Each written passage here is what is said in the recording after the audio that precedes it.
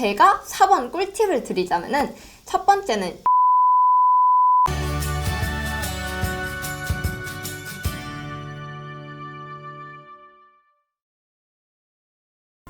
안녕하세요. 이번에 이과 자소서 꿀팁을 소개할 화장품공학과 19학번 이지원입니다. 저는 여기 선배님을 도와서 같이 자소서 꿀팁을 도와줄 화장품공학과 20학번 이혜진입니다. 저는 오늘 문과 자소서 꿀팁에 대해서 소개할 교육공학과 19학번 이정진. 영어영문학과 20학번 소유진입니다. 저희가 오늘 20학번 후배님들 자소서를 중심으로 1번에서 4번 항목 분석, 소재 뽑는 꿀팁, 주의사항, 마지막으로 고3 수험생들 분에게 직접 들은 질문에 답변해주는 시간까지 한번 가져볼 건데요. 그러면은 시작하겠습니다. 와! 자, 이제 한번 1번을 분석해 볼 텐데요. 지금 1번 문제부터 한번 읽어볼게요. 고등학교 재학 기간 중 학업에 기울인 노력과 학습 경험에 대해 배우고 느낀 점을 중심으로 기술해 주시기 바랍니다. 저는 개인적으로 1번 항목은 지적 호기심을 나타내는 항목이라고 생각을 합니다. 학교에서 뭔가를 배우면서 나 이거 한번 진짜 더 공부해보고 싶은데? 이렇게 지적 호기심이 들었던 순간들 있잖아요. 그런 과정을 자세히 기술해 주시고 특히 지원하는 학과에 대한 지적 호기심이면 더 좋겠죠? 그런 것을 나타낼 수 있는 항목이 바로 1번이라고 생각을 합니다. 제가 알려드리고 싶은 팁은 바로 학과 커리큘럼을 살펴보는 겁니다. 학과 커리큘럼을 살펴보고 자신이 지금 학교에서 배우고 있는 과목을 쭉 비교를 해보시는 거예요. 저희 화장품공학과에서 가장 관련 깊은 과목이 생명과학 2랑 화학 2예요. 그래서 화학 2 내용 중에서 고등학교 때 거점학교 화학 실험을 했던 게 떠올랐어요. 거점학교 화학 실험에서 응거울 반응 실험을 했었는데 그 실험에서 계속 실패를 했었던 기억이 있습니다. 그래서 그 실패 내용을 규명하기 위해서 여러 가지로 분석을 했었는데 알고 보니까 화학 2에 르샤틀리에 원리라고 있어요. 알죠? 르샤틀리에 원리. 그래서 네. 그 과목, 그 개념과 밀접한 관련이 있어서 그 개념을 이용하여서 실패의 가설을 세웠었는데 이게 가설을 증명하려고 하려 보니까 고등학교 개념 말고는 부족하더라고요. 그래서 제가 심화 내용까지 좀 더 탐구했던 기억이 있습니다. 꿀팁을 또 하나 말씀드리자면은 저는 1번의 그 흐름이 궁금했고 알아봤고 그래서 깨달았다 라는 내용이 꼭 들어가 주시면 좋을 것 같아요. 그러면 제 자소서에 대입하면은 실험 실패 원인이 궁금했고 그래서 르샤틀리의 원리라는 것을 알아봤고 심화 내용까지 깨달았다. 이렇게 3박자가 딱딱 맞는 것을 확인할 수 있어요. 아니, 여기서 주의할 점이 하나 있어요. 1번이 학업에 기울인 노력이라고 해서 무조건 내신 성적이라고 생각하시는 분들이 있는데 정량적인 내신 등급이 오르는 것을 말하는 게 아니기 때문에 후배님들이 자소서를 쓸 때 이 점을 꼭 유의해 주셨으면 좋겠습니다.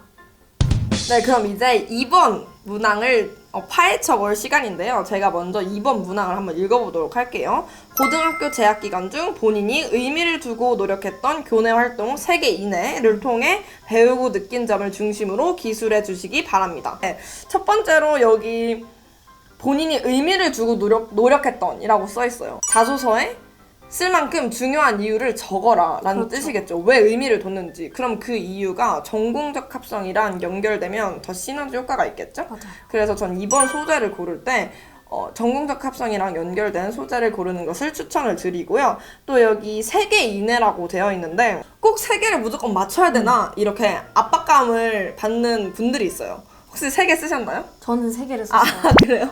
개수가 중요하지 않다라는 말을 해드리고 싶은 겁니다. 3개 이내라고 했으니까 3개 혹은 2개라고 생각하시면 될 것 같아요. 꼭 3개의 어떤 강박관념을 안 가져도 되고, 그리고 여기에 배우고 느낀 점이라고 되어 있는데 느낀 점을 쓸 때 어떤 감정적인 느낀점이 아니라 내가 어떻게 변화했는지, 성장했는지, 결과적으로 어떻게 바뀌었는지를 맞아요. 써야 됩니다. 네, 이렇게 2번 문항 분석을 해봤습니다.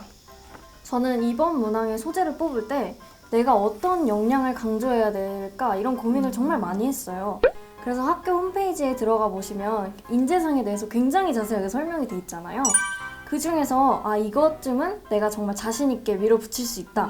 정말 자신 있게 말할 수 있다. 한 그런 역량들을 몇 가지 뽑아보시는 거예요. 저는 영어 동아리에 관련된 이야기를 많이 했어요. 동아리 활동을 하면서 생긴 궁금증이 있었고 그 궁금증을 해결하기 위해서 내가 주도적으로 리더십을 발휘해서 어떤 활동을 꾸려나갔다. 이렇게 탐구력과 그리고 주도성, 리더십에 대해서 강조를 한다면 내가 이 전공에 잘 맞는 사람이구나 이런 걸 어필할 수 있다고 생각하거든요. 자, 그러면 이제 3번 항목을 한번 분석해보고자 하는데요. 일단 3번 질문을 같이 읽어볼게요. 3번은 학교 생활 중 배려, 나눔, 협력, 갈등 관리 등을 실천한 사례를 들고 그 과정을 통해 배우고 느낀 점을 기술해 주시기 바랍니다. 저는 3번 항목을 쓰는데 되게 어려웠던 기억이 있는데요. 근데 사실 저도 그랬어요. 3번이 약간 도덕 교과서 같은 느낌이라서. 맞아요. 이게 은근 괜찮을 것 같은데 은근 어려워요, 쓰기가. 제가 그래서 나름대로 3번 꿀팁을 좀 3가지로 요약해 보자면, 첫째, 약간 일회성인 활동에서 찾기보다는 좀 지속적인 활동에서 찾는 게 조금 좋지 않을까 싶고, 둘째는 너무 거창할 필요가 없습니다. 소소한 에피소드라도 정말 나의 이런 배려, 나눔, 갈등 관리 등을 표현할 수 있는 것이라면 언제든지 괜찮기 때문에 너무 거창하게 해야 된다라는 부담감은 가지실 필요가 없을 것 같아요. 저는 1년여 동안 봉사 동아리를 했는데 그렇게 지속적인 활동 속에서 제가 나름대로의 배려를 했다고 생각한 그런 소소한 에피소드를 적었던 기억이 있습니다. 제 첫째, 둘째 팁을 이용해서도 이렇게 3번을 잘 작성하실 수 있을 것 같아요.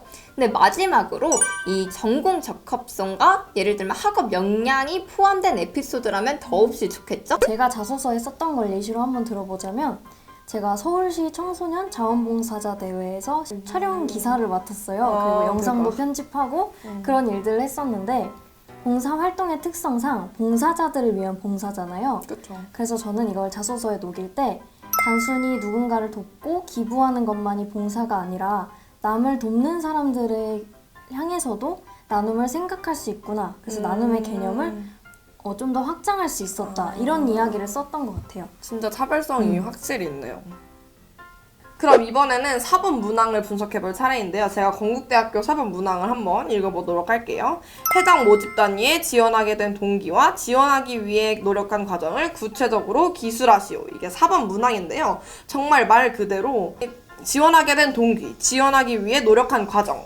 그러니까 이 학교에 이 학과를 왜 오고 싶어 하는지, 그리고 이 학교, 이 학과를 지원하기 위해 어떤 노력을 했는지를 묻는 과정입니다. 마지막에는 건국대학교 프로그램을 하나 정도 언급해 주시면 그쵸, 좋을 것 그쵸. 같아요.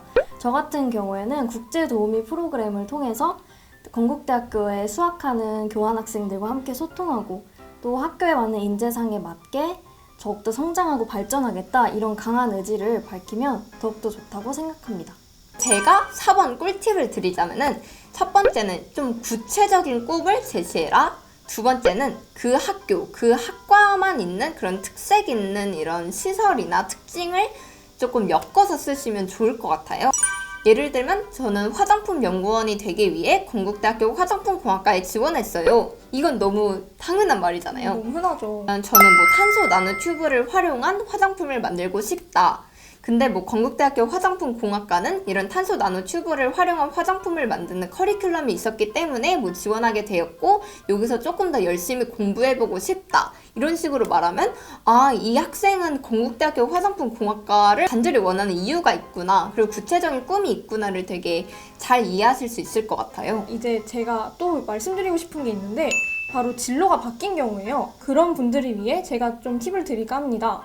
먼저 자소서 4번을 시작하기 전에 진로가 바뀐 이유를 조금 써주는 거예요. 제 자소서를 예를 들자면 저 같은 경우는 진로가 바뀐 이유부터 시작해서 화장품 공학과랑 관련되어 있는 활동 2개를 넣은 다음에 하고 많은 학과 중에서 하필이면 건국대학교 화장품공학과인 이유가 뭐냐를 쓴 다음에 이 화장품공학과에 오면은 어떻게 공부를 해 나가겠다, 이렇게 마무리를 지었습니다. 저희가 오픈 카톡을 통해서 미리 고3 학생들한테 질문을 받아보고 그걸 이제 답해보는 시간인데요. 저희가 생각보다 굉장히 질문이 많이 들어와서 추첨을 통해서 몇 개만 여기서 설명을 드리고 나머지는 저희가 오픈 카톡으로 직접 답장을 해드릴 예정입니다. 후배님이 그러면 뽑아서 답변을 해보는 걸로 해보도록 하겠습니다.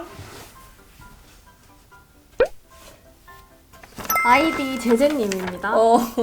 한번 제제. 읽어볼게요. 안녕하세요. 저는 건국대 사회환경공학과에 지원하는 여고생인데요. 자소서에 쓴 내용만 면접 질문에 나오나요? 자기 추천 전형은 생기부 장수가 많아야 하나요? 중심이 자소서기 때문에 아무래도 자소서 관련된 질문을 가장 많이 하세요. 근데 간혹 가다가 자소서에 언급되어 있는 내용 중에서 좀 더 추가적으로 질문을 하실 때도 있어요. 저희 과 같은 경우에는 또 자소서는 거의 안 물어보고 생기부에서 물어보는 그런 방식이었거든요. 이런 케이스도 있을 수 있다라는 음. 점은 꼭 기억해 주셨으면 좋겠습니다. 자기 추천 전형은 생기부 장수가 많아야 하나요? 이 장수에 너무 연연해하지 않으셨으면 좋겠어요. 그 안에 있는 내용들이 중요한 거지 아무리 활동을 많이 했어도 내가 가고자 하는 전공에 필요가 없는 관련이 없는 활동만 많이 있다면 결코 그게 자소서 장수가 많다고 무조건 좋다는 건 아닌 것 같아요. 맞습니다. 아이디는 안녕하세요님. 안녕하세요. 저는 현재 고3입니다.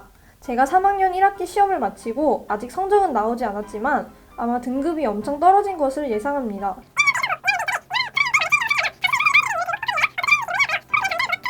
그리고 자소서의 팁 알려주시면 감사하겠습니다. 약간 성적 떨어질 때 그 찢어지는 아픔 뭔지 알죠? 저의 주관적인 의견으로는 자소서에 성적이 떨어지게 된 이유를 굳이 적지는 않아도 될 것 같아요. 왜냐면은 자소서라는 게 자신의 전공에 얼마나 부합하는지 그리고 그런 걸 보여주는 거기 때문에 자소서에는 그냥 자신이 얼마나 많이 노력해 왔는지를 적고 면접에서 물어볼 가능성이 상당히 높아요. 맞습니다. 정말. 그래서 면접 준비를 할 때 나는 뭐 성적이 떨어지게 된 이유를 논리적으로 말하든가 그냥 이런 식으로 대처하는 것이 더 나을 것 같습니다. 제 생기부 쪽수가 조금 적었었어요. 사실 저는 이 쪽수면은 조금 생기부 이런 쪽수 되게 많은 학교들 있잖아요. 그런 학교들을 약간 못 이기겠다 싶어서 건대를 포기할까라는 생각도 했었거든요. 근데 제가 이렇게 건대 화장품 공학과에 정말 오고 싶은 열망이 보이셨는지 입학 사정관님이 이렇게 딱 합격시켜주신 것을 보고 진짜 뜻이 있는 곳에 길이 있구나라는 생각을 했어요. 여러분들도 만약에 꿈이 정말 목표가 확실한데 생기부 쪽수가 약간 부족하다든지 해서 포기하실 분이 만약 계신다면 절대 그러지 마시고 끝까지 도전해 보시기 바랍니다.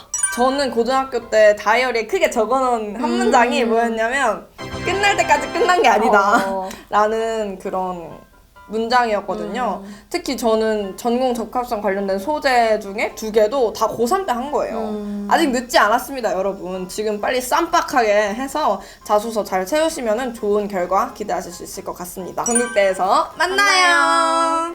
만나요.